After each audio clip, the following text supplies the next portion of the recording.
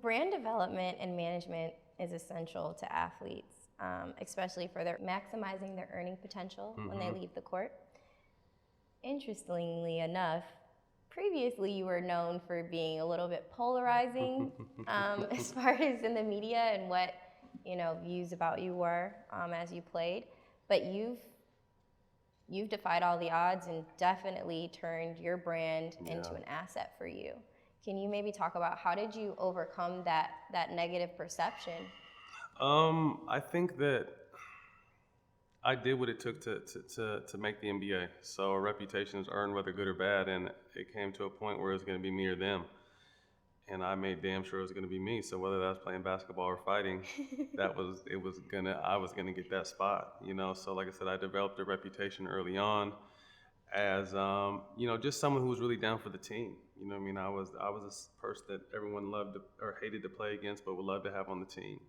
I played with several future Hall of Famers and arguably one of the greatest players to ever play.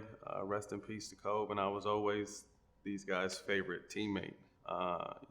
And I took pride in that. So I think there was just a misconception of the person I was. Like, the world got to see the competitor for 2 hours a night and thought, oh, he's a thug, he has tattoos, he wants to fight, and not really taking the opportunity to know me. But doing interviews, and when I would do interviews, people were like, well, you're really well spoken and you sound educated and this and that. So I kind of started listening to that, like, okay, well, maybe I can talk after basketball, and there was never like a goal, but everyone was telling me like, oh, you can talk. So, transitioning post-career, I started doing stuff with ESPN and Fox, and more of the praises started coming along, like, you can have a future in this if you take this serious. So obviously I started studying up on that, and then the podcast opportunity was kind of like a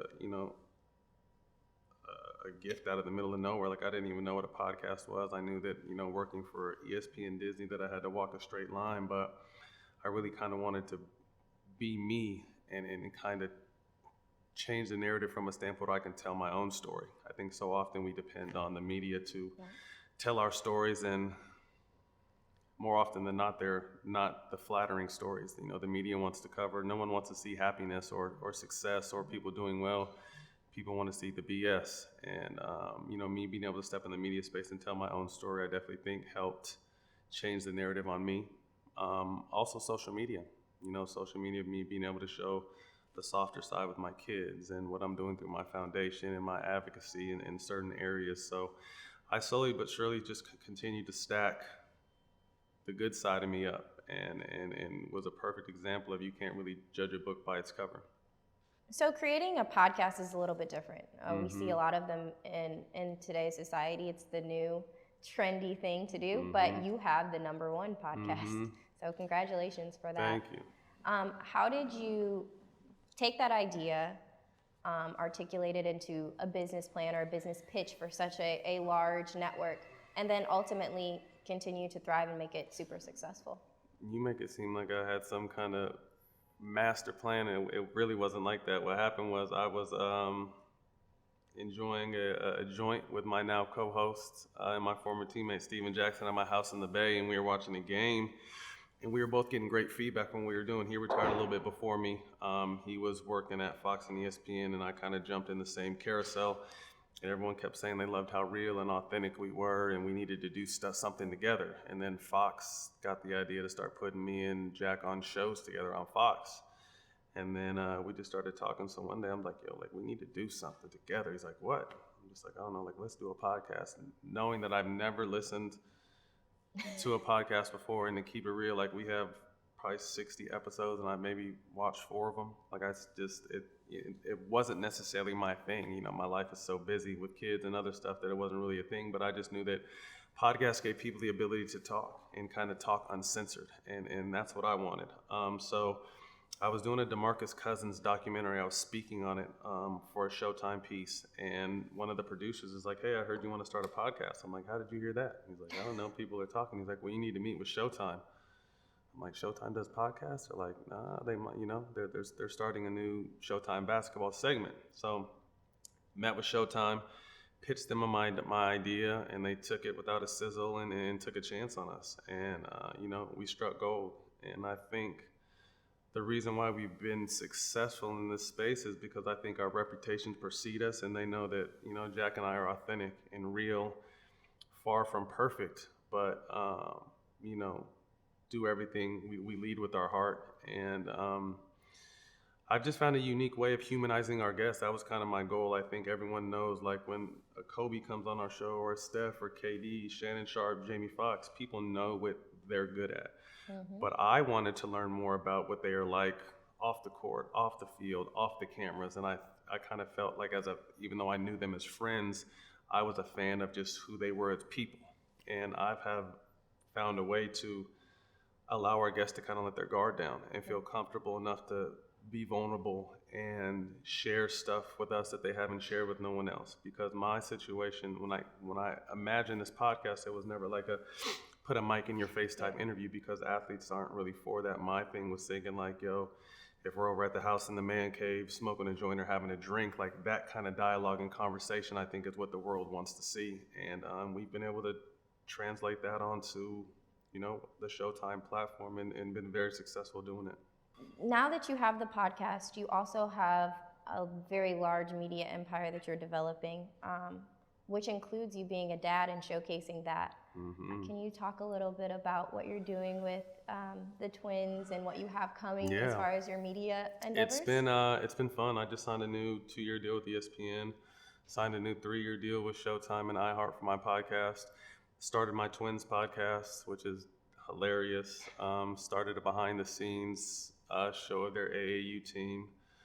Just actually sold my first show to Showtime, which is crazy. I'm going to play me in a scripted series. So just kind of like my life after basketball. So a transitioning athlete into the real world. So how do I navigate being a single father of 3 with business, with advocacy, with dating, with just real life situations. So literally just sold that show yesterday. So I'm excited about that, but I kind of have to pinch myself because, like we talked about earlier in the interview, like I was the NBA bad boy. Mm-hmm. And like everyone kind of boxed me in and really gave me a very low ceiling. So, I enjoy changing people's ideas of me or surprising people somewhat, because to me, there's no limit to my ability, because I think I'm authentic, I'm real, I'm true. And I'm a good person, so that has allowed me to really catapult in this media space. So do you have any advice for young athletes on managing their brand and then maybe transitioning their presence in the media after sports and how they can? I think athletes today have a cheat code, and I think LeBron James opened that door in 2010 with the decision. Although some people he shouldn't have did that, he made it all about him, but at the end of the day, to me, it showed player empowerment. And for the first time in the history of sports, you've seen superstars and stars, so to speak, and players in general kind of take their career and their brand in their own hands and make a play with it. Like I said at the beginning, when I came in 2002, there was no social media, So what the media said went.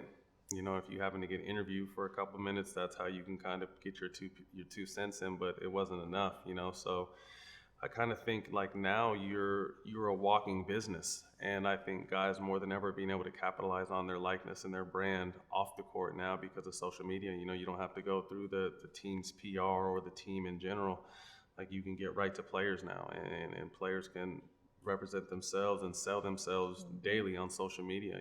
So now it's kind of just. That's a double-edged sword, though, at the same time, because, now everyone that has a camera in their hand and they're reporters, too, so you really have to watch your back, your every move and stuff you do. But on the positive side, it's, like I said, you can build your brand daily, and obviously your main focus is what's going to get the eyeballs and generate the attention. So when you're taking care of your job, whether it be on the court, on the field, on the diamond, it's going to give you plenty of opportunities to capitalize off out of those spaces as well. So I would just say, continue to stack good days on top of each other with your main job, and everything else will follow. Do stuff you're passionate about. You have a lot of downtime as an athlete, and, start studying about what's next. I think everyone thinks they're going to be lucky enough to play 10, 15, 18 years, but the actuality, professional sports long, time frames are 2 to 3 years if you're lucky enough to make it. Right. So that you're hypothetically getting out of a job at 25 and you have the rest of your life to live. So I just think always thinking ahead.